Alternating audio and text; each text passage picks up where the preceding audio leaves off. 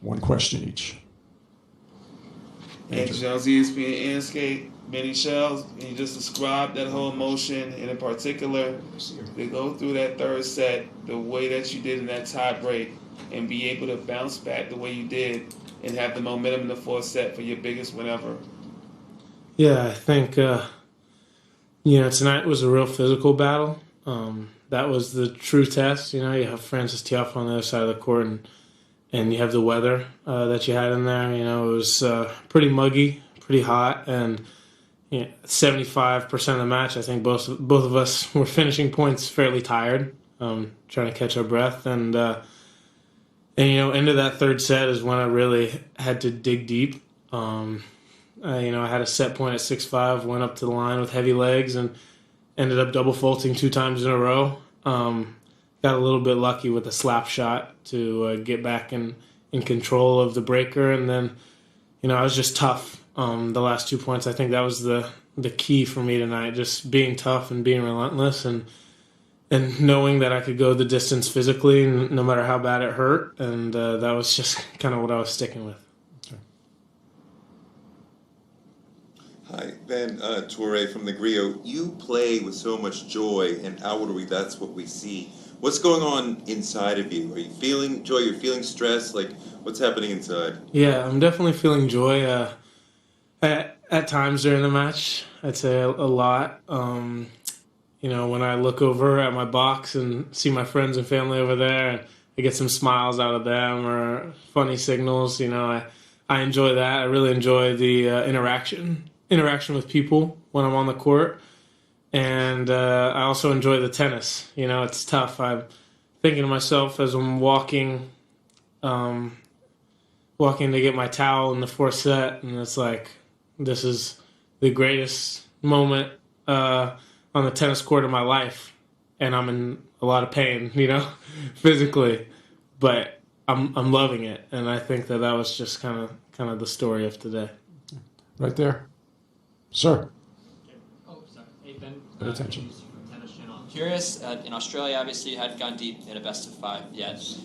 You ran out of gas at the quarterfinal stage. You said you knew you could go to distance physically tonight. How do you feel physically after a week plus of best-of-5, and where's your fitness at now compared to where it was back then? Yeah, I think the fitness has definitely improved a lot, but I think that the mental has improved more than the physical.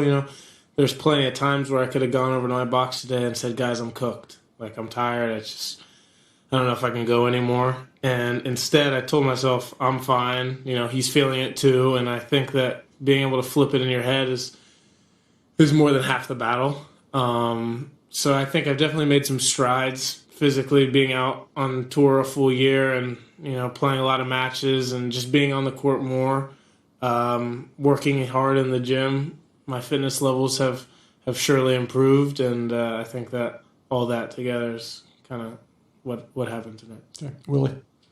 Willie Weinbaum from ESPN. Congratulations. How would you describe your thoughts on where you are right now and the opportunity that you have coming up in facing Novak Djokovic? Yeah, I'm pretty glad I have 2 days off from singles. I didn't know until a couple minutes ago. They were like, you don't play until Friday, right? So that was nice to hear. Usually at the beginning of a tournament, you don't want to play, Sunday, Wednesday, and have 2 days off. But at this stage, when players are as grooved as they are, it's nice to have a couple days off. So going into the semifinals, I'm pretty pumped about the opportunity. To go back out there and have the same feeling that I had today against another really tough opponent, and I've been enjoying every minute on court, interactions with the crowds, and just the tennis that's being played. So I hope that I can bring a high level again on Friday. But specifically the challenge that Novak presents, given his history, unlike anybody others. Yeah, definitely a tough challenge. I think that whenever you play somebody for the first time and someone who's been in this situation so many times and come out victorious so many times, that's in the back of your head, and you just know how rock solid the guy is, and how mentally tough, how physically tough. And so that's definitely something that I have to game plan for. I also think that, it's an advantage with my game style playing someone who's never played me before. I think that I can bring some things to the table that maybe you don't see in your normal match that you play on the ATP Tour. So I'm definitely going to try to, bring some things to the table that are different and hopefully disruptive on Friday. Howard? Hi, Ben. Howard Fendrich with the Associated Press. Well, can you take us a little bit through your emotions there in that third set tiebreaker, from going ahead to then suddenly facing that set point? And did you, when it was a second serve, did you think, okay, I'm just going to take a crack at this one? Yeah, kind of a roller coaster for me, serving for the set. It's one of my biggest weapons in my serve. So to lose 2 points the way I did was unfortunate and frustrated me. And honestly, at down set point, I needed to let a little bit of that frustration out and kind of just let it go. I'd been all set, so uptight about things, trying hard to hold serve. I'd gotten broken a couple times. I broke back a couple times, and there was just so much stress, and I kind of needed a release, and it ended up working out for me.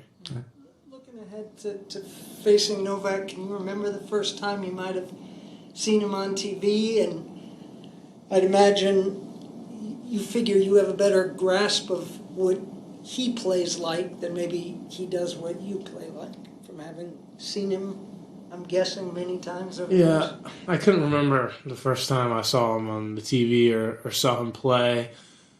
When I was younger, I wasn't really a big tennis watcher or watched full matches. The final with Roger at Wimbledon, maybe that was 2019. That was probably not the first time I watched one of his full matches, but the one that comes to mind that I remember watching one of his full matches. So, the way things are on tour with technology and everything these days, you can watch so much film on the people that you're playing. I think that it's a pretty even playing field. Ava?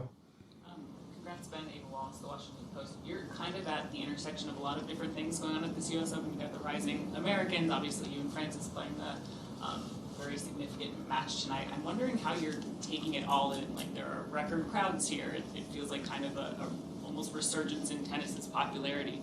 How is that for you, and was the atmosphere kind of how you imagined it would be tonight? Yeah, it's pretty cool for me to be a part of it. I love to see American tennis going in a great direction, and tennis in general.